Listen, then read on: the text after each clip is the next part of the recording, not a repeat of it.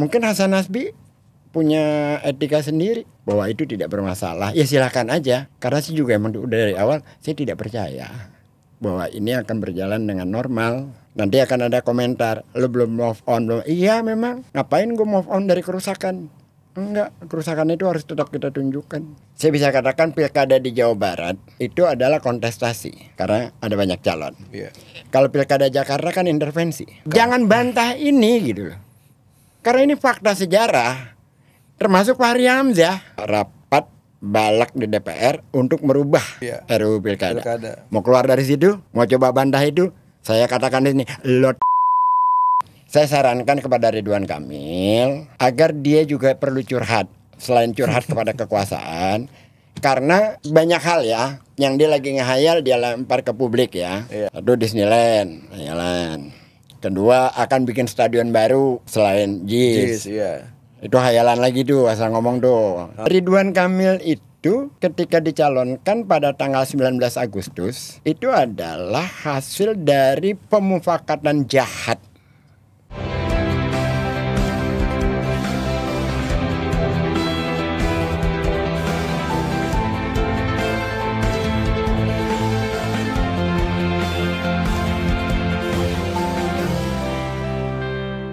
Oke, jumpa lagi di Keadilan TV. Kali ini saya kedatangan tamu yang sangat istimewa.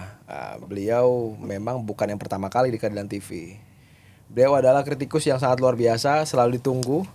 Bahkan beberapa case, ya beliau banyak dikutip oleh media, terutama urusan sahabatnya yang hari ini lagi berurusan dengan hukum, yaitu Tom Lembong.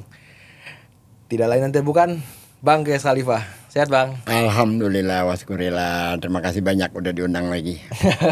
Ini karena rumah Bang Geyes deket aja, makanya kita undang terus. Bang, ini belakangan masyarakat itu kan mempunyai harapan yang tinggi terhadap kepemimpinan Prabowo nih Bang. Kita mulai dari situ nih. Oke. Melalui pidato-pidatonya yang menggelegar, melalui pidatonya yang sangat membumi. Bahkan nggak ada bahasan elit gitu loh. Isinya tentang masyarakat, isinya tentang apa namanya grassroots dan sebagainya. Menurut Abang gimana Bang? Tentang Pak Prabowo ini. Ya, gini ya. Saat itu saya di acara TV-nya Aiman, iNews. Waktu itu belum dibentuk kabinet. Aiman tanya bagaimana pendapat saya tentang kabinet yang akan menjadi kementerian 40 kementerian apa. Jawaban saya adalah proses yang busuk akan menghasilkan hal yang busuk. Jadi mau kementerian 40 mau 50 terserah aja lah. Saya tidak punya harapan. Abang nggak punya harapan? Tidak. Mau Pak Prabowo mau apapun? Karena proses yang busuk, saya konsisten dengan itu, akan menghasilkan hal yang sama busuknya. Abang masih meyakini bahwa Pilpres kemarin adalah proses yang sangat busuk. Dan orang kan udah lupakan, move on, apa segala macam. Sejarah itu tidak boleh dilupakan. Dan itu menjadi catatan MK kok, 3 hakim MK bercatatan. Jadi kalau sekarang ada pidato yang wah, ya kita lihat saja perilakunya. Jadi relatif sebenarnya saya tidak ingin berkomentar tentang pemerintahan yang sekarang ini. Dan waktu Pak Jokowi juga sih jarang mengomentari. Saya lebih banyak menghadapi isu-isu yang terjadi terhadap Pemprov DKI Anies. Saya jawab itu aja. Cuma oleh banyak orang kan digeneralisasi seolah-olah kalau bersama Anies oposisi terhadap pemerintah pusat. Ya enggak, yang ada tersebaliknya. Pemerintah pusat yang oposisi terhadap Pemprov. Data-datanya komplit kok kalau saya mau beberkan. Jadi dalam konteks Pak Prabowo dan kementeriannya sekarang, ya silahkan aja sih mau nonton aja. Mau menjadi penonton. Nanti kita akan ke Pilgub DKI Bang. Karena ada menarik komentar di salah satu postingan apa namanya yang ya tersebar banyak lah soal Pak Prabowo yang membuat video dukungan terhadap salah satu calon ya di Jawa Tengah. Oke. Komentar di situ, belum sebulan jadi negarawan kata dia. Ini udah lebih parah dibanding Pak Jokowi kata dia. Iya saya baca itu. Karena ini ditanya ya, saya jawab ya. Lalu kan Hasan Nasbi mengklarifikasi bahwa itu tidak melanggar aturan. Ya pertanyaan sederhananya, ya kalau segala sesuatu hanya karena aturan, ya silahkan. Tapi bahwa itu etik atau tidak, etika kan di atas aturan. Iya. Jadi saya kembali kepada pernyataannya Anies, sesuatu yang dibiarkan akan terjadi berulang, menjadi budaya, akhirnya menjadi karakter. Dan kita menghadapi kenormalan, halnya seperti itu. Dan itu ketidaknormalan yang tadinya kita anggap ketidaknormalan menjadi normal kita alami sejak zaman Jokowi. Iya. Mengatakan A, perilakunya B. Ya sekarang kan sudah diteruskan sebagai ya murid yang baik dari Pak Jokowi. Saya kira dia udah mulai lulus gitu. Jadi pernyataannya soal pemilihan kepala daerah kita serahkanlah kepada rakyat. Lalu mengkampanyekan kan menjadi terbalik. Nah kalau seorang presiden mengkampanyekan calon kepala daerah, maka kan perangkatnya dia harus ikut. Mau tidak mau kan. Meskipun sudah diklarifikasi katanya itu sebagai ketua umum partai katanya Bang. Memang bisa dibedakan antara ketua umum partai dengan presiden pada saat dia bicara. Iya juga. Kan aparat melihatnya dia adalah presiden. Aparat sipil maupun aparat yang berkaitan dengan kepolisian, TNI dan sebagainya. Dan Abang menilai itu merupakan instruksi ke mereka Bang? Orang akan menangkap seperti itu dong.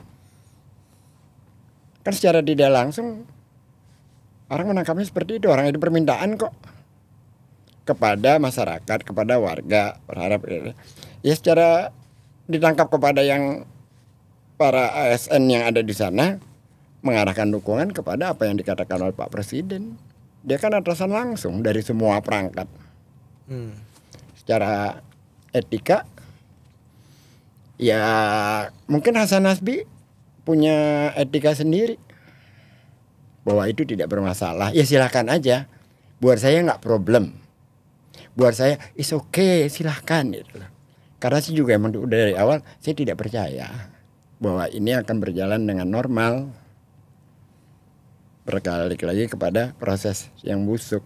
Nanti akan ada komentar, lo belum move on belum? Iya memang. Ngapain gue move on dari kerusakan? Enggak, kerusakan itu harus tetap kita tunjukkan. Artinya ya memang betul ya Pak Prabowo itu ingin melanjutkan tuh betul-betul dilanjutkan semua. Benar-benar dilanjutkan. Iya ya. Ya ibaratnya kalau Pak Presiden batuk aja orang udah paham gitu instruksi seperti apa. Ini instruksi betul instruksi. Ini instruksi, jadinya kan instruksi gitu loh. Saya tidak punya interest ya terhadap pilkada Jateng apa pula saya nggak ngerti juga daerah sana gitu loh, latar belakang masing-masing calon prestasinya apa juga saya nggak tahu selain bahwa mereka pernah menjadi ada yang pernah jadi panglima, ada yang menjadi Kapolda gitu. Ya tapi apa yang diperbuat sama itu saya nggak ngikutin juga. Iya.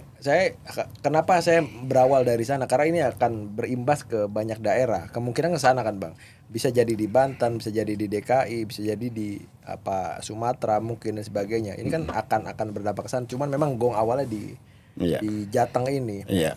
Nah, 2014, 2019 kita kan tahu ya Pak Prabowo itu bener-bener menggebu-gebu gitu Bang. Demi rakyat ya kan, bela rakyat, untuk rakyat.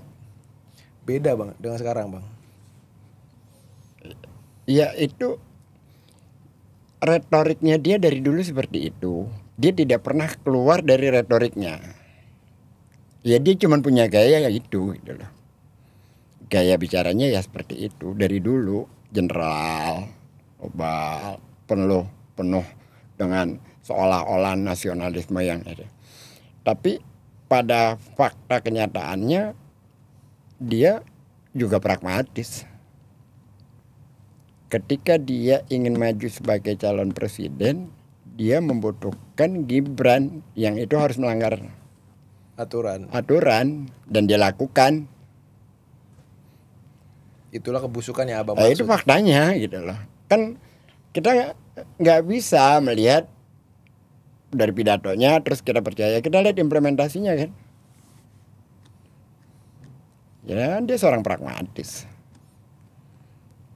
Nggak bisa orang tuh menganggap beliau adalah negarawan. Bagaimana caranya kita mengatakan negarawan? Apa kriterianya?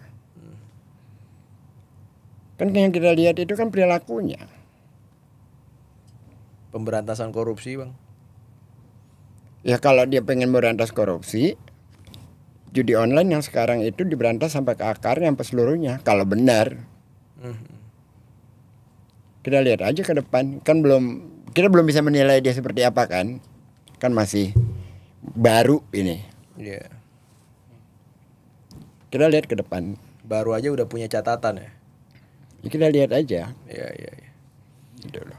Ini kan yang lagi ramai tentang judi online, hakim MK. Nah, itu kalau benar-benar ini, wah banyak sekali yang bakal kena itu. Iya, dan sampai detik ini tanggal 11 itu belum pernah ada statement Pak Prabowo. Belum ada. Yang ada adalah retorikanya dia tadi, pidato-pidatonya dia yang wow itu, ya pidato gitu.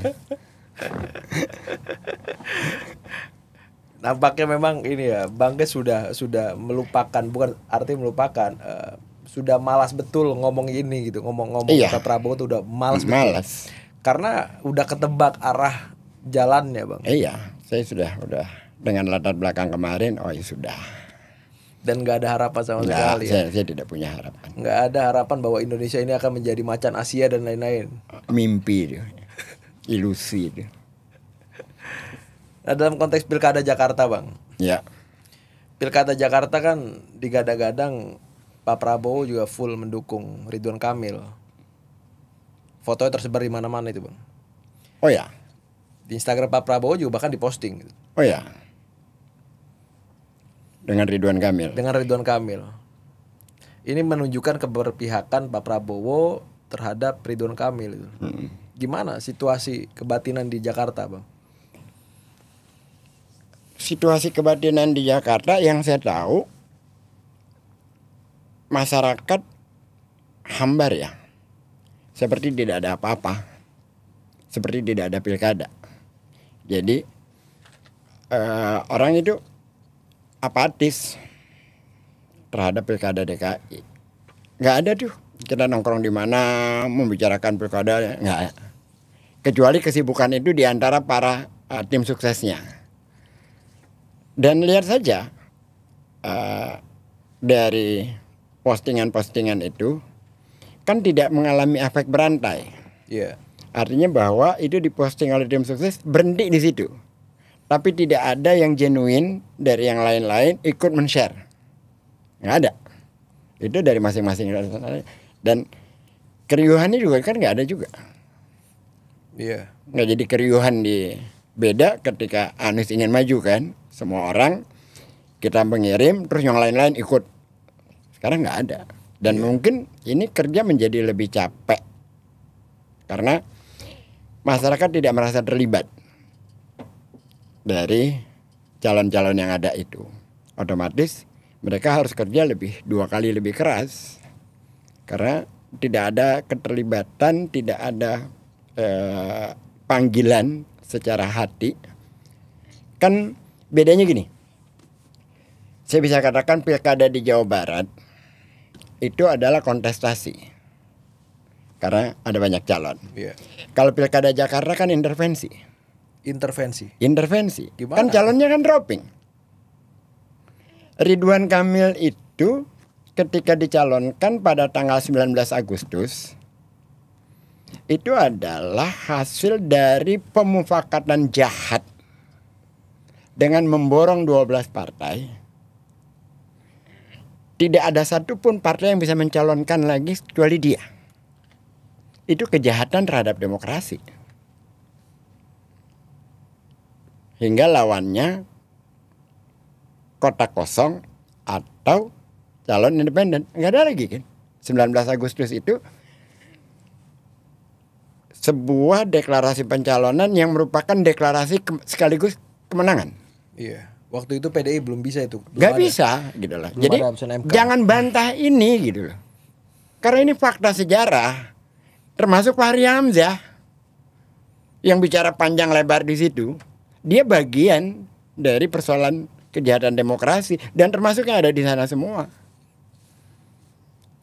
Lah, terus rakyat, warga dengan begitu kita harapkan partisipasi. Ya nggak bisa. Orang aspirasi mereka dibegal kok. Kan aspirasi warga Jakarta itu pertama kepada Anies, yang kedua kepada Ahok. Dua-duanya kan nggak muncul. Dua-duanya nggak Nggak dicalonkan. muncul. Bahkan kalau Anies itu nyata-nyata dibegal. Nyata-nyata dibegal. Yang pada awalnya dicalonkan PKS, Nasdem, Dicalonkan PKB. PKS, Nasdem dan P3. Dan kita tahu lah apa yang terjadi di balik layar terhadap ketiga partai. Tapi kok itu. semudah itu bang partai-partai bisa ditekuk gitu. Ya memang faktualnya seperti itu. Karena memang ada masalah-masalah yang mereka tidak mampu lagi untuk melepaskan diri dari problem-problem seperti itu, akhirnya harus menyerah dengan keadaan. Iya, termasuk salah satunya adalah PKS ya.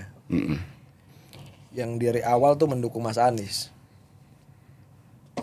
Ya kalau PKS kita tahu lah itu iming-iming. Iming-iming. Iya. Walaupun akhirnya nggak dapat juga. Apa bang? Ya itu kan dia nggak dapat menteri. Oh. Keinginan mereka kan kalau dari pernyataan sekjen, kekuasaan itu indah kawan-kawan gitu. Akhirnya sih Pak untuk tidak merasa malu, ya hanya dikasih profesional yang seolah-olah ditunjuk gitu lah. Iya iya. Dari Abang mereka. abang ini enggak dalam arti Mas Pram itu kan sempat ngomong tuh bahwa jika dari awal kita mengira Pilgub DKI itu akan dihegemoni satu kelompok, maka itu narasi yang salah tadi. Di hari ini masyarakat nampaknya enggak diam ditekuk oleh satu kelompok ini aja gitu. Ya kan Mas Pram bisa bicara begitu setelah terjadi putusan MK. Iya. Kalau tidak ada putusan MK nggak muncul nama dia dan Rano itu. Nggak ada itu. Nggak ada dia di Jakarta ini. Dia ada setelah ada putusan MK. Yang itu pun tadinya berusaha dirubah melalui operasi jahat dengan perubahan RUU Pilkada itu. Iya. Itu kan saya nggak menggunakan bahasa halus. Itu operasi jahat yang akhirnya gagal karena rakyat bereaksi. Kalau saat itu tidak ada reaksi marah dari rakyat, itu jalan putusan MK nggak dilaksanakan. Nah, karena ada reaksi masyarakat, maka putusan MK diimplementasikan, barulah ada Pram dan Rano di sana. Kalau nggak ada. Gitu. Jadi saya tetap masih menyatakan 19 Agustus itu adalah fakta sejarah bagaimana pemufakatan jahat terjadi. Pada saat itulah Anies digagalkan. Pada saat itulah Pada Anies saat dilegal. itu faktanya sudah Anies tidak bisa mencalonkan karena 12 partai di orang itu. Bahwa kemudian ada kejadian lanjutan lagi ya, itu beda cerita. Iya. Tapi ada relevansi hal yang berbeda. Ada kasus yang berbeda. Anies dengan PDIP itu konteksnya beda. Case-nya beda. Case-nya beda. Iya dan menariknya banyak statement abang yang mengatakan bahwa ya kenapa Anies digagalkan karena kekuasaan ini takut kepada Anies itu. Memang Apa yang ditakutin dari sosok Pak Anies Baswedan bang? kepandaiannya dia dalam mengkomunikasikan ide-idenya, kepandaiannya dia dalam melaksanakan program-programnya di Jakarta. Kalau tidak kan dia tidak akan dicalonkan jadi calon presiden. Dan terbukti sekarang di semua kandidat bicara tentang melanjutkan programnya Anies. Iya. Di pihak manapun gitu, baik di pihaknya Pramono maupun di pihaknya Ridwan Kamil. Iya. Abang udah nggak menghitung Dharma Kun ya?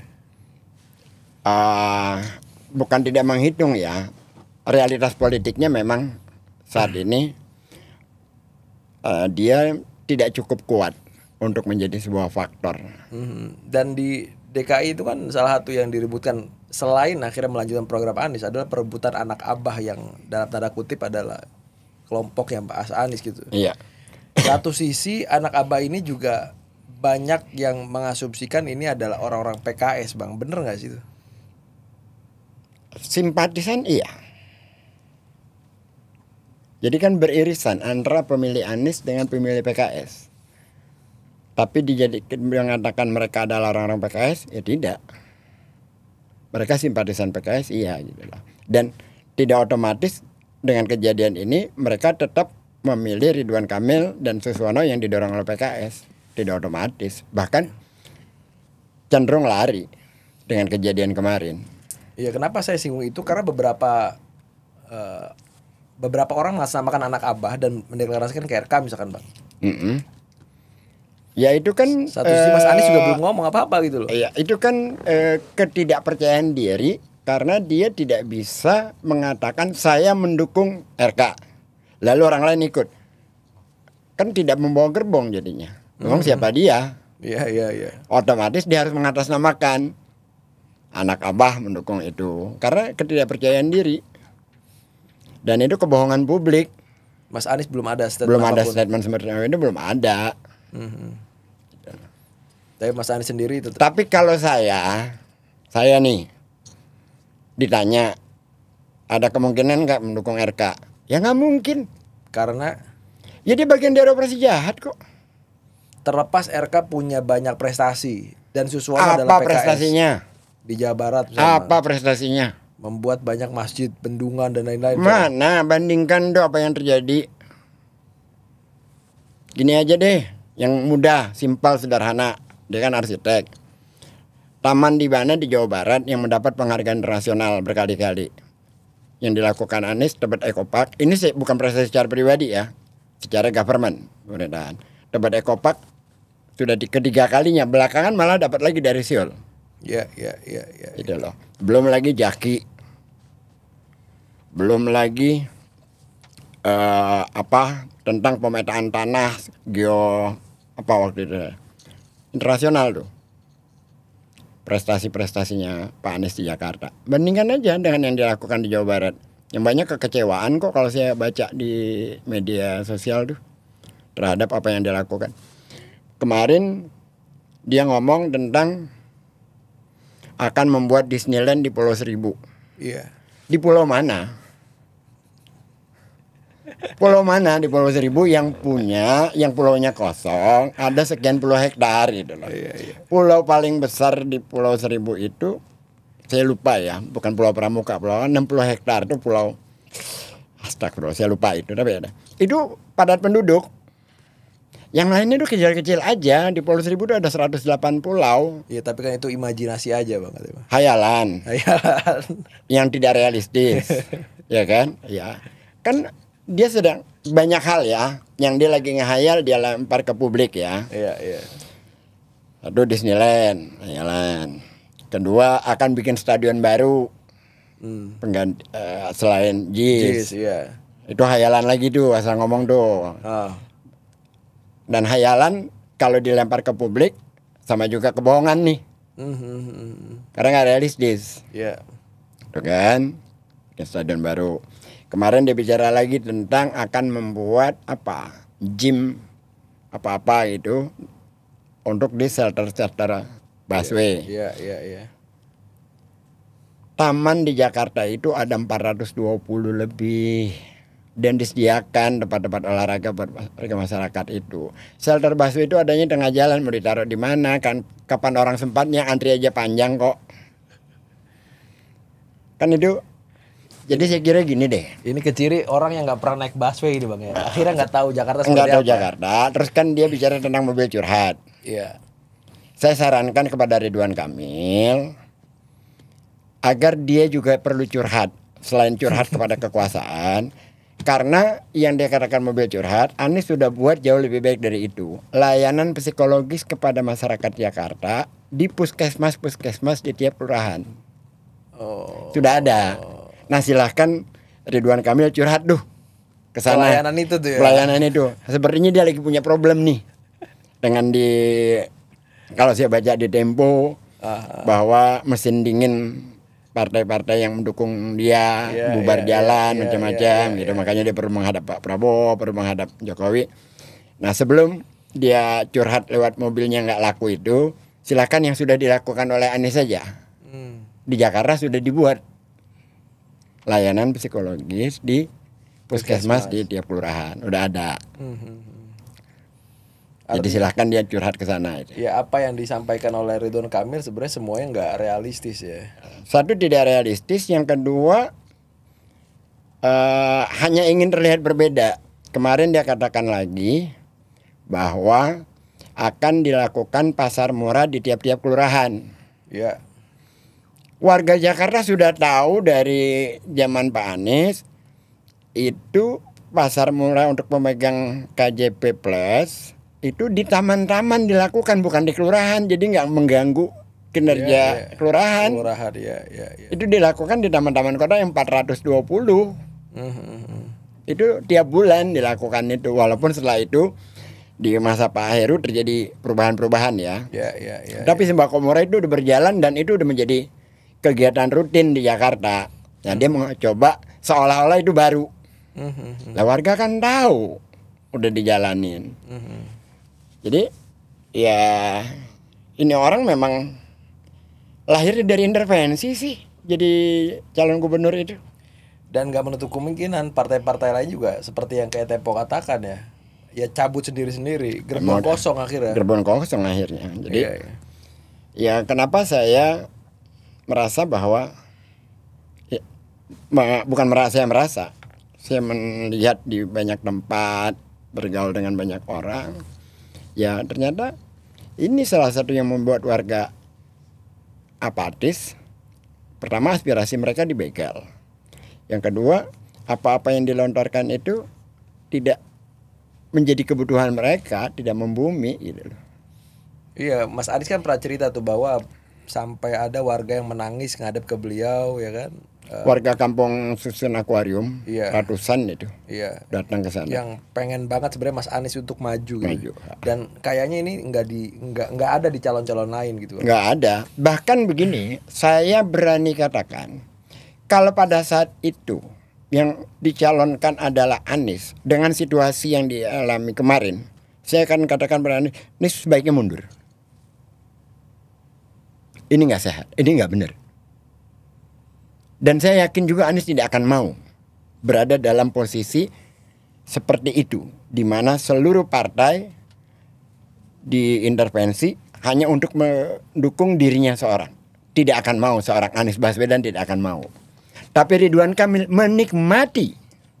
Kenapa abang meyakini bahwa Pak Anies itu nggak mau? Anies konsen pada demokrasi. Kalau dia hanya konsen pada kekuasaan, dia akan ikut pilkada Jabar. Iya, buktinya beliau tolak. Dia tolak. Dia tidak mau. Karena tidak ada panggilan dari warga Jabar terhadap dirinya. Dan dia juga tahu diri. Dia tidak mau ikut. Jadi kemenangan itu bukan merupakan satu output yang Pak Anies hanya kejar itu? Bukan. Dan bayangkan selama 5 tahun, ada jangankan dilaporkan, setiap kritik pada dia yang dipin, apa sih istilahnya itu seperti yang RK lakukan, gak ada. Bahkan ketika Tempo mengkritik dia dengan keras, dia membalasnya dengan apik. Bukan Tempo namanya kalau tidak. Dia malah berterima kasih kepada Tempo. Padahal covernya itu Anies dengan lem ibon, walaupun isinya Tempo itu sendiri objektif. Pada saat konteks itu. Tapi covernya kan sedemikian rupa. Karena Anies yakin dengan dirinya dan apa yang diperbuat. Jadi kemenangan dengan akhirnya melalui intervensi itu Mas Anies jauhi betul ya. Jauhi. Dan kita di lingkarannya pasti marah, akan tolak, nggak mau. Dan saya rasanya nggak muskil lah terjadi seperti itu. Kan dengan Pak Anies akhirnya jadi gubernur kan bisa menafikan itu semua, Bang. Terlepas akhirnya misalkan maju dengan intervensi ya. Katakan waktu itu misalkan Pak Anies ada di posisi Ridwan Kamil hari ini gitu. Kan bisa manfaat banyak ke orang. Iya, tetap aja prosesnya jorok, hasilnya akan jorok. Nggak ada itu kalau prosesnya jorok, hasilnya akan bersih. Abang meyakini bahwa yakin 2017 Pak Anies tuh bersih? Bersih. Dia dicalonkan jadi calon gubernur itu hari terakhir tanggal 23 September Jumat. Hari terakhir. Udah nggak ada harapan lagi. Partai-partai yang mendukung dia di awal, P3, PAN, PKB, udah kecekeas bahaluan. Baru Kamisnya Sandi ngajak dia ketemu karena merasa bahwa ini dia tidak akan kuat nih. Karena di sana ada AHY. Dia butuh orang lain. Diajaklah Anies bergabung. Hari terakhir. Dan itu fight ya. Itu fight beneran. Bahwa kemudian banyak hal terjadi. Ya kan itu udah cerita, udah banyak cerita lah gitu lah. Iya. Mengenai Ridwan Kamil, tanggapan Pak Anies gimana, Bang? Ya Pak Anies kan orang yang baik ya. Dia tidak punya statement yang negatif ya. Atau pernah nggak deh, Abang kan, aku beberapa kali ngeliat postingan Abang itu kan sangat dekat dengan Pak Anies, ya main ke rumahnya, apa dan sebagainya gitu. Ya kayak CS gitu loh, orang yang ya bisa diajak tukar pikir gitu. Iya. Pernah nggak sih Mas Anies sakit hati deh gitu? Gini ya, tidak tersuarakan, tapi kita memahami. Kan susahnya kalau dengan Anies itu kita nggak tahu apa isi pikirannya. Dia marah atau tidak kita nggak tahu. Dia orang yang pandai bukan menyembunyikan sebenarnya, tidak mengekspresikan yang ada di hatinya. Dia selalu tampak normal. Bahkan tanggal 29 Agustus itu, ketika sudah firm dia tidak jadi maju. Seluruh teman yang ada di Brawijaya itu kecewa, ada yang nangis, ada yang apa gitu. Seharusnya kan kita yang menghibur dia yang menghibur kita semua. Justru terbalik. Terbalik di tanggal 29 Agustus itu. Dan kalau kamu lihat bagaimana dia keluar dari ruangan itu, menemui wartawan, tetap bercanda, tetap senyum, mengajak berpose bersama. Terus ada salah satu yang ulang tahun dia panggil gitu. Iya, terutama saya lihat di pelantikan presiden itu kan pembacaan sumpah Mas Anies datang kan. Saya bilang, dan itu sikap negarawan terlihat di situ. Pada saat KPU memutuskan siapa ya, yang Anies datang, dan itu baru pertama kali terjadi. Ya, dari mulai 2004 ya. Betul. Baru pertama kali terjadi. Calon yang kalah menghadiri hasil putusan KPU. Lalu pada saat presiden dilantik itu juga Anies datang. Iya. Artinya kalau aku lihat banyak komentar kan ini adalah orang yang negarawan gitu. Sangat. Tapi kalau misalkan melihat cerita Abang tadi, saya agak pesimis. Orang-orang benar, orang-orang yang dianggap bersih gitu kayak Pak Anies, bisa berkembang dan tumbuh di Indonesia. Bisa jadi dengan perilaku kekuasaan yang seperti ini. Jadi jangan saya memahami pesimisme Anda ini karena melihat perjalanan ya. Bahkan untuk kemarin kan kita tahu bagaimana intervensinya terjadi. Bisa jadi. Iya, artinya apa ya? Berperilaku baik menurut kita kalau ternyata nggak firm menurut kekuasaan juga justru merugikan kita gitu loh. Iya. Itulah yang terjadi di Mas Anies. Terus hari-hari ini Mas Anies ngapain, Bang? Dia banyak menerima undangan ya. Ceramah di kampus-kampus, baik kampus di dalam negeri maupun di luar negeri. Dia ke Jepang, dia kemana. Banyak menerima undangan-undangan semacam itu. Memberikan pencerahan-pencerahan.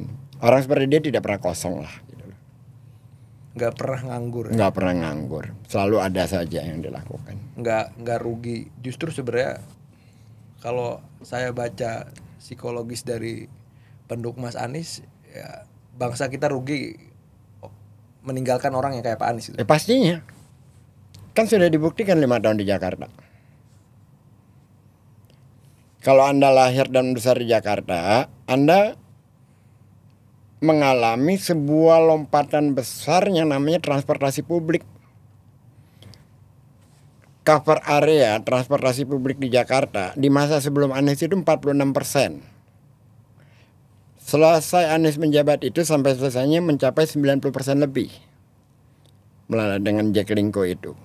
Iya benar. Itu sesuatu yang luar biasa. Integrasi transportasi publik itu. Siapa yang membantah itu? Dan itu dimuat oleh Kompas. Iya. Bahkan jomplang dengan wilayah-wilayah lainnya. Iya. Baik itu Bekasi, Bogor, yang ke sana Tangerang, jomplang. Iya. Cover wilayah transportasi publiknya dibanding Jakarta itu. Dan apa yang sudah dilakukan Anies kan pada saat itu sudah benar ya. Kita dari tadinya nomor 4 tingkat kemacetan sedunia.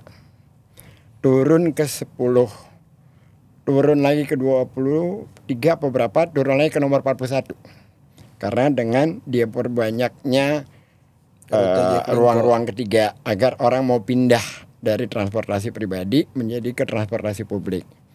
Shelter-shelter diperbaiki, taman-taman diperbaiki, semua diperbaiki. Iya. Memang belum tuntas. Lalu terjadi loncatan besar penumpang transportasi publik dari 300.000 menjadi 1 juta. Dan itu bukan sekedar wacana bagaimana mengurangi kemacetan, tapi ada implementasi. Iya. Saya masih ingat cerita abang bahwa Pak Anies itu sampai mengukur jalannya burung untuk menentukan Jarak taman. tempuh. Jarak tempuh burung. Artinya serigit itu sebenarnya Pak Anies. Serigit cara berpikirnya. Berpikir itu ya. Iya. Jadi enggak seperti si Ridwan Kamil 1 ini ngomong mau bikin stadion baru, ngomong mau bikin tempat olahraga di shelter-shelter, kan ngasal itu. Oke bang, jadi akhirnya timbul pertanyaan, bagaimana sebenarnya cara kita memahami pola pikir Pak Anies gitu, atau minimal ini bisa didengar oleh calon lah gitu. Yang menurut saya kekuatan Pak Anies adalah bukan hanya kapasitas intelektualnya dia, tapi kemauan mendengar. Lalu mengajak semua orang untuk berkolaborasi. Itu satu. Contoh yang paling menarik adalah kalau kita buka tweetnya si Denis Wijaya ya, soal Christmas Carol. Christmas Carol itu bermula dari idenya dia menjelang Natal apa yang mau dilakukan. Dia kirim ke grup WA Persekutuan Doa kalau nggak salah namanya. Berkembang hingga akhirnya itu ingin membuat pohon Natal terbesar. Yeah. Lalu membuat pentas-pentas seni menjelang Natal di. Yeah. Dan dia lapor ke Pak Anies. Pak Anies, welcome, go ahead. Kita jalankan sama-sama. Itu akhirnya mengajak paroki lah, apa sih yang nggak hafal istilah-istilahnya ya. Banyak sekali. Ibu dari Tarakanita kalau nggak salah itu di Twitter panjang sekali itu threadnya dia. Itu adalah kolaborasi. Jadilah Christmas Carol itu. Pohon Natal terbesar, tertinggi, Christmas Carol macam-macam. Itu satu contoh. Belum lagi yang lain-lain. Bagaimana peta transportasi di Jakarta dibuat oleh teman-teman pemerhati transportasi publik. Arti dilibatkan betul ya? Dilibatkan semua, komponen itu dilibatkan semua. Jadi kata Anies, Pemprov, pemerintah itu punya otoritas. Tetapi tidak serta-merta dengan otoritas itu Pemprov punya pengetahuan. Ya betul. Jadi yang punya jawaban terhadap permasalahan itu juga warga. Ya. Maka libatkan warga untuk ikut terlibat membuat solusi dari masalah. Nah, karena pemerintah punya otoritas, dengan demikian maka bisa menjadi solusi dengan pelibatan manusia. Ya, dengan pelibatan warga itu, gitu loh. Bukan akhirnya jadi objek aja ya. Kan selama ini kan biasanya gini. Pemprov bangun apa, dia buat. Dipakai atau tidak dipakai terserah, yang penting dia sudah sesuai dengan anggaran, sesuai dengan administrasi. Iya. Kan gitu. Di masa Anies nggak kayak gitu. Bahkan pembuatan taman tanya warga maunya apa. Lalu perapihan kampung-kampung kumuh warga dilibatkan.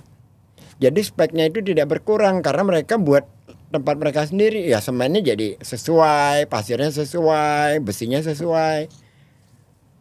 Karena mengerjakan yang terlibat warga itu sendiri. Itu sendiri. Gitu loh. Pasti akan Lebih baik hasilnya. Iya. Karena itu bakal ditempatkan sama mereka itu. Dipakai sama mereka sendiri. Kan begitu. Iya. Saya meyakini bahwa Mas Anies tidak akan berkurang rasa cintanya ke Indonesia gitu Bang. Oh enggak. Orang seperti Anies tidak. Meskipun banyak dikecewakan orang. Iya. Meskipun kita nggak tahu Mas Anies kapan kecewanya gitu. Iya kan. Dalam konteks ini saya pengen, kalau abang tadi memulai Ridwan Kamil ini adalah kesepakatan jahat. Iya. Hasil dari kesepakatan jahat. Hasil daripada kesepakatan kejahatan jahat. terhadap demokrasi ya. Kejahatan daripada demokrasi. Apa yang bisa Mas Anies lakukan hari ini? Kalau MK mensahkan kolom kosong,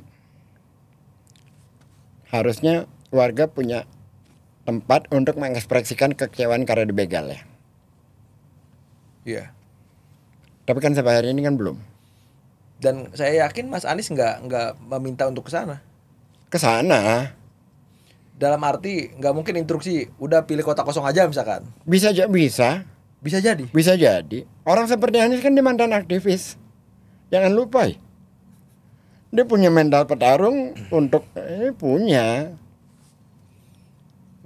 Walaupun belum terekspresikan, belum terucap. Iya. Yang kedua, ya kalau itu nggak terjadi, ya kita lihat kemana.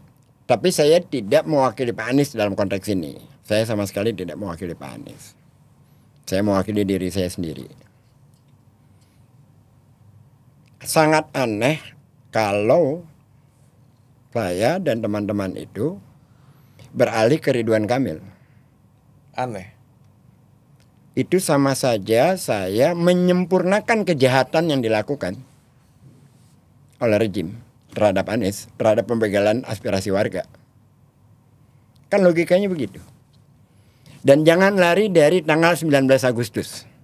Jangan lari. Jangan coba-coba ngomong setelah ini, enggak ada. 19 Agustus adalah wujud fakta sejarah. 12 partai mendeklarasikan Ridwan Kamil Suswono. Itu adalah deklarasi kemenangan sekaligus tuntasnya sebuah operasi jahat. Jangan lari dari itu. Itu fakta. Yang kemudian ada keputusan MK yang akhirnya berubah kan. Tetapi 19 Agustus belum ada putusan MK. Niat awalnya adalah tidak ada calon lain dari partai manapun yang bisa mencalonkan kecuali mereka. Itu faktanya. Bahkan setelah ada keputusan MK pun ada rapat balak di DPR untuk merubah RUU Pilkada. Mau keluar dari situ, mau coba bantah itu, saya katakan ini lot. Karena itu adalah fakta. Namanya berpolitik maka berkomunikasi nih Bang. Iya. Anggaplah ada 3 partai yang awal itu mendukung Mas Anies. Iya. Ada PKB, ada Nasdem, ada PKS. Mereka fair nggak sih? Nasdem dan PKB fair. Dalam arti berbicara kepada Anies tentang situasi yang terjadi. ngomong langsung ke Mas Anies. Ngomong langsung. Fair. Makanya saya agak awalnya kan kita diminta oleh Pak Anies diam untuk tidak melayani PKS, jubir-jubirnya bicara di TV, Anies tidak sesuai deadline, melewati ini, tidak mampu mencari partai lain. Kan dia diam aja itu. Tapi karena itu menggelinding terus, ya akhirnya saya melanggar apa yang diminta oleh Pak Anies. Saya muncul di iNews TV itu mengajak mubahalah. Iya, saya Dan saya sebelum nonton. itu sudah 3 orang lainnya yang saya ajak mubahalah. Dan itu nggak berani orang PKS. Nggak berani, termasuk petingginya pun ada yang saya ajak mubahalah lebih dulu. Nggak ada yang berani. Nggak berani, saya ajak di DPP-nya. Per detik ini belum ada Belum konfirmasi ada, apapun dari belum PKS. ada. Bahkan mereka sudah minta untuk dilupakan. PKS sendiri atau Mas Anies? PKS. Untuk melupakan hal ini. Iya, untuk tidak lagi bicara soal itu. Tapi kan ini membekas di Mas Anies, Ya Bang. membekas, Anies nggak tahu membekas apa nggak, buat saya membekas. Artinya kalau kita boleh simpulkan tidak akan ada jalan Mas Anies untuk mendukung RK karena di sana ada PKS. Enggak juga. Saya nggak bisa mengatakan itu kalau dalam konteks Anies. Dia orang baik gitu loh. Dia tidak pendendam, dia ya sudah ini fakta yang terjadi yang harus dihadapin gitu. Kalau Anies ya. Kalau saya oh enggak. Ini harus dikasih pelajaran gitu loh. Jadi jangan dianggap bahwa apapun kalau yang saya katakan sama enggak. Beda watak, beda konteks. Dia good boy-nya, saya bad boy-nya. Agar ada keseimbangan. Kalau semua kayak Anies jadi orang enak aja giles-giles gitu. Iya. Kan kalau di HMI itu biasanya ada apa bang? Nyanyinya itu jumpa muka, jumpa pikiran dan jiwa kan. Di HMI begitu tuh kan. Iya. Apa yang biasa diobrolin Mas Anies bang? Ke abang lah gitu. Ya Anies sebagaimana yang kita kenal memberi motivasi. Kita harus tetap optimis, jaga stamina, bercanda-bercanda, macam-macam lah. Bicara tentang banyak hal itu. Iya. Pernah nangis gak sih bang? Saya Anies itu saya lihat dia nangis itu agak ini ya. Saya tuh agak kagum dengan dia waktu bukan kagum ya. Kan adiknya meninggal. Ridwan. Dia memberikan testimoni lah pada saat mau ke pemakaman. Suaranya nggak bergetar. Waktu 3 hari setelah almarhum Ridwan dimakamkan, kita ada acara di rumahnya Ridwan. Anies menerangkan tentang Ridwan dari masa kecil sampai tumbuh besar gitu. Nah begitu udah ada foto-foto Ridwan almarhum itu sudah yang seperti yang saya kenal, saya keluar dari ruangan. Saya nggak tahan. Anies bicara biasa saja. Saya bilang ini orang kuat amat ya. Sampai saya itu pengen jahil sama dia, pengen buat dia nangis. Jadi saya buat acara Jakarta Mulai Festival. Lalu Alvin Habib dengan Eri Susan bernyanyi lagu Umi, diteruskan dengan lagu keramatnya itu. Jika kau sayang pada kekasih, lebih sayanglah pada ibumu, lagunya Maya Ramadhani. Bila kau patuh pada rajamu, lebih patuhlah pada ibu. Kan begitu. Belakangnya tuh foto-foto Pak Anies dengan ibunya. Ini sengaja bang pengen mancing. Sengaja saya mendramatisasi itu. Saya bikin seperti itu. Anies menitikkan air mata. Di situlah kali pertama abang. Ya. Ada juga hal yang lain. Dia bergetar ketika Sekda meninggal saat COVID. Saya melihat Anies terguncang, sangat terguncang ketika COVID. Dia datang ke pemakaman di Pondok Rangon. Dia menulis di Instagramnya tentang kepedihan orang yang ditinggal. Dia datang ke rumah sakit pada saat jenazahnya itu ditutup. Itu dia terguncang sekali pada saat COVID.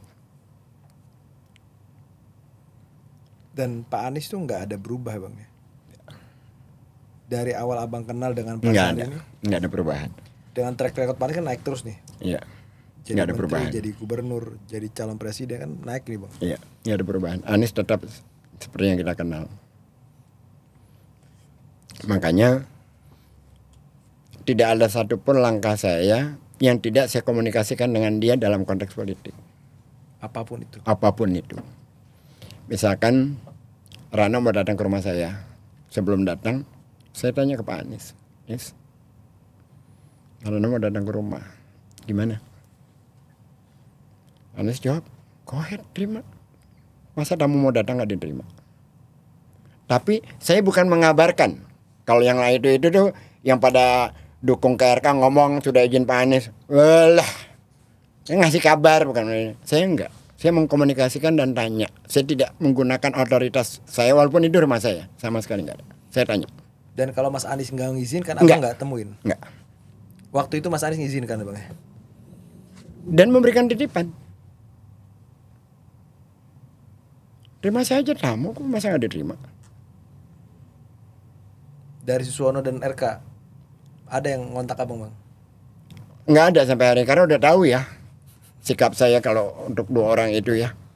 Dan ini bukan karena apa-apa, itu kan proses ya.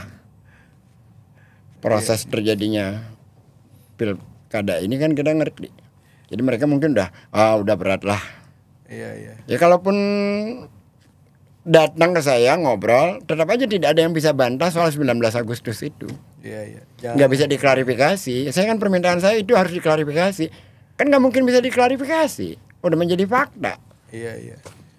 Dan ini adalah awal mula kejahatan dimulai ya. Iya. Kalau seandainya ini orang menang gitu. Iya. Itu yang abang yakini. Yakin. Dan dia akan sangat atraktif, mungkin akan lebih dahsyat dari Heru kelakuannya untuk menghapus seluruh program-program Anies di Jakarta.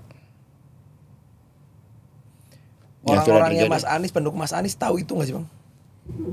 Mayoritas. Ya tahu lah. Ya pasti tahu lah.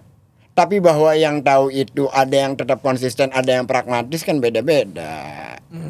Kan ada juga yang pragmatis. Kan nggak semua orang kita bisa berharap tahu, paham, lalu konsisten, nggak bisa. Ya kita terima, wajar-wajar aja. Ada yang dengan segala macam alasannya, ya sudah aku tahu lu kok, silahkan aja. Silahkan aja, kita ngerti kok. Ya udahlah. Iya. Dan Mas Anies ini kan orang yang care banget ya. Ya dia care, dia tidak membuat statement apapun, tidak apa. Tapi kalau coba-coba mempengaruhi saya, udah pragmatis, mencoba-coba pengaruhi saya. Ya lo tolol sendirian aja, jangan ngajak-ngajak gua. Lo punya mental gembel sendirian aja. Jangan ngajak-ngajak gua gak punya mental kayak gitu. Emang abang Mas Anies gitu ya. Ini kan orang-orang yang saya lihat konsisten di jalan yang sunyi gitu bang. Iya. Enggak mainstream orang masuk ke pemerintahan gitu. Saya kagak butuh. Dari dulu saya tidak pernah kerja ke orang, nggak pernah. Dari zaman saya kuliah, saya udah mulai usaha bisnis sendiri. Dan itu mental ya. Mental dari awal itu. Nggak ada satupun saya dalam hidup saya mengerjakan proyek pemerintah, nggak pernah. Ikut tender itu nggak ada. Bisnis saya bisnis sangat sederhana. Dimulai dari saya bisnis keramik lantai, lalu perlahan-lahan menjadi ke bisnis properti. Abang nggak ngambil tuh proyek-proyek di DKI pas Nggak Anies? ada, cek aja kalau ada udah tarik sama mereka itu. Bahwa kemudian saya diminta bantu di Ancol, lagi cerita itu 3 tahun aja. Dan banyak hal yang saya lakukan di sana. Enggak kan pembangunan DKI kan banyak tuh bang ya. Abang juga dekat dengan Mas Anies gitu. Mas Anies nggak nawarin juga? Mana ada Anies kayak gitu, jangan harap loh. Ada Anies. Kan ada juga bang orang yang punya pertemanan dengan para pejabat itu kan. Iya, ya itu bagian mereka aja. Jangan harap kalau dengan Anies sih. Jangan harap untuk bisa narik sana sini sebagai nggak bisa itu bang. Kita yang tahu malah menjauhi hal begitu. Karena kita tahu karakter Pak Anies. Anggaplah nih bang, Mas Anies itu pemimpin yang luar biasa dan diamanahkan sebuah jabatan strategis entah presiden entah apa gitu ya. Dengan karakter yang abang kenal dari sosok Mas Anies gitu. Mas Anies akan sanggup dan tega nggak ketika ada sahabatnya yang melanggar hukum dan itu dilakukan oleh Anies. Berapa banyak kepala dinas di masanya Pak Anies yang tiba-tiba mengundurkan diri? Itu karena apa, Bang? Ya pasti ada sesuatu lah, kan nggak mungkin. Dia itu saya udah berkali-kali ngomong waktu itu di mana podcastnya Refli Harun ya. Jangan seolah-olah Anies tuh kalau bicara baik, bijak, dia tidak punya kemampuan untuk tegas. Enggak, dia lebih kejam dari Ahok. Mas Anies. Dia tidak peduli bahkan terhadap temannya sendiri. Tegas itu orang. Meskipun kalau dari face-nya kan nggak terlihat. Iya itu. memang. dia itu punya ketegasan untuk hal-hal semacam itu. Dan dia konsisten melakukannya. Dan kita yang di lingkaran rekannya ngerti, tahu, oh ini hati-hati. Salah, dan ketahuan salahnya karena kesengajaan, lewat loh. Ya ini yang terjadi di orang-orang yang tidak utuh membaca Mas Anies ya. Lewat. Iya, iya, iya. Dia tegas hal-hal semacam itu. Dan gak tebang pilih. Nggak tebang pilih, makanya dia katakan bahwa untuk apa saya lupa kalimat persisnya. Untuk terhindar dari masalah itu bukan karena dekat dengan kekuasaan, tapi dengan cara berlaku benar. Oh. Yang menyelamatkan kita itu adalah perlakuan benar. Perlakuan kita terhadap diri kita sendiri. Iya, iya, iya, iya, iya. Kenapa saya akhirnya nyinggung soal hukum? Ya hari ini mungkin statement abang adalah statement yang banyak dicuplik tadi di awal bang, soal Tom Lembong gitu bang. Itu sahabat abang, sahabat Mas Anies gitu. Yang abang meyakini bahwa ya orang ini bersih gitu, yang abang kenal itu. Ya begini ya, tentu saja saya tidak bisa meyakini apa yang ada dalam pikiran dan hatinya Tom Lembong. Iya. Tetapi saya bisa meyakini selama saya berinteraksi dengan dia. Kan begitu. Dan terus saya kan membaca kasusnya 9 tahun yang lalu. Tidak ada aliran dana kepada dirinya sampai hari ini. Diyakini. Terus sepanjang saya berinteraksi sama dia, kan kita kalau ngobrol sama orang, apalagi berkali-kali, arah-arahnya kan kita bisa menangkap lah. Nggak saya jumpai itu. Di Pak Tom itu. Dan dia itu dalam kalimat saya kalau bahasa yang paling umumnya kan bertransformasi. Kalau bahasa saya itu hijrah. Pak Tom itu dari orang yang hidup di alam kapitalistik menjadi seorang yang lebih kepada mewakafkan hidupnya untuk orang banyak gitu loh. Iya. Dia berpikir tentang bagaimana menjaga kelas menengah yang rentan dari kemiskinan itu. Bagaimana dia membuat konsep-konsepnya kalau Anies kemudian jadi presiden. Karena kan kalau masyarakat bawah kan sudah terlindungi dengan apa istilahnya itu, bantuan tunai kalau zaman SBY, kalau zaman Jokowi apa gitu. Bansos ya. Tapi kalau yang di atas sedikit itu kan, yang rentan miskin itu kan tidak terlindungi. Iya. Kelas-kelas menengah ini. Kelas menengahnya, tapi yang bukan kelas menengah atas ya. Iya. Itu yang dipikirkan oleh Pak Tom itu. Apa kejanggalan yang abang lihat dari kasus ini bang? Ada menteri lain setelah dirinya. Dan saya baca memang Tom Lembong ini kan relatif paling sedikit ya di antara menteri yang lain. Paling sedikit. Sementara menteri yang lain kan jauh lebih banyak. Iya. Bahkan diperiksa pun tidak kan. Diperiksa juga enggak. Diperiksa juga enggak. Bahkan ditanya apakah karena jaksa mengatakan tidak akan memanggil. Lalu tanya pada yang lain, dari mana ini aduan masyarakat yang mana 9 tahun yang lalu. Iya. Sementara yang kita baca kan yang pernah dipanggil Erlangga 11 jam di kejaksaan. Enggak ada tuh jadi menteri lagi sekarang bang. Jadi menteri. Nah makanya. Lalu kita harus percaya dengan pernyataan Prabowo di media yang tidak sejalan yang ada. Oh ya Pak, silakan aja lah. Ya kita nonton aja dan sambil lihat dengan faktanya kan begitu. Iya. Saya membaca terlepas abang akan apa namanya mengamini atau enggak, penangkapan Tom Lembong ini adalah salah satu untuk melemahkan Mas Anies. Ya itu bacaan banyak orang dan saya merasa itu juga sama. Meskipun hari ini Mas Anies nggak punya jabatan apa-apa, tetap aja dilepasin. Tetap saja. Dan anehnya kejaksaan juga tidak mempunyai bukti apapun untuk akhirnya menangkap Tom Lembong. Makanya. Terus apa lagi alasan kita kalau bukan karena persoalan Pilpres kemarin? Sebegitu berpengaruh bang? Ya kalau kita lihat prosesnya kan dia dimulai periksa tanggal 4 Oktober kan? 2013. Sebelum, bukan 4 Oktober 2024. Iya. Sebelum Jokowi lengser kan? Iya. Kayak lurus-lurus aja ya Pak Tom Lembong kan. Ya makanya. Dan orang seperti dia itu kaya raya. Iya, dan abang nge-tweet itu kan narasinya adalah, saya buat berita juga tuh bang dari situ bang. Ini harga yang harus Bayar. dibayar oleh Tom Tom Lembong Lembong. karena melawan kekuasaan. Ya, otomatis karena kan kita tidak punya bukti lain. Apalagi analisa kita kalau tidak ke sana. Nah, kalau dia terbukti aliran dana, ya tangkap aja sekalian. Apa urusannya sama kita? Kan nggak mungkin kita membela teman dengan membabi buta. Iya. Masa setiap orang kesandung terus kita bela karena dia teman kita, ya nggak boleh lah. Nggak objektif itu. Ini karena memang nggak ada, ya harus dibela kan gitu. Bagaimana cara abang ngebela bang? Atau Mas Anies lah misalkan? Ya Pak Anies kan udah kasih statement.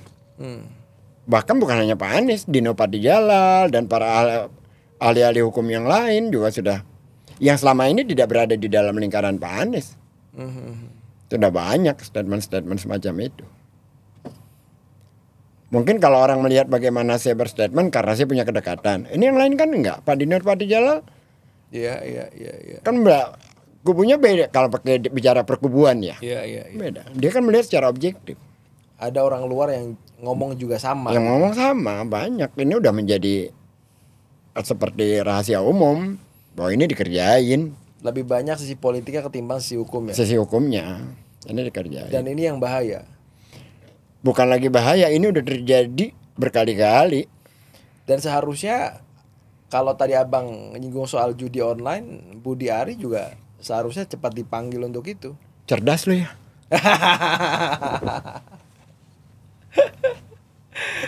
Iya bang. Saya silakan aja lah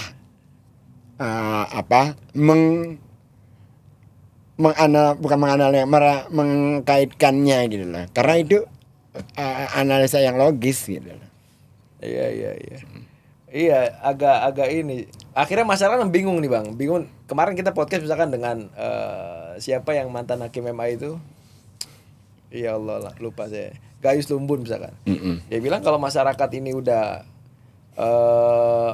nggak percaya lagi terhadap dunia peradilan dan dunia hukum, ya akan baku bunuh, baku hantam di jalanan dibilang. Ya karena kita nggak punya harapan apapun terhadap pemerintah hari ini terkait itu gitu loh. Ya semakin hari semakin kesana situasinya. Sekarang semakin parah jadinya kan.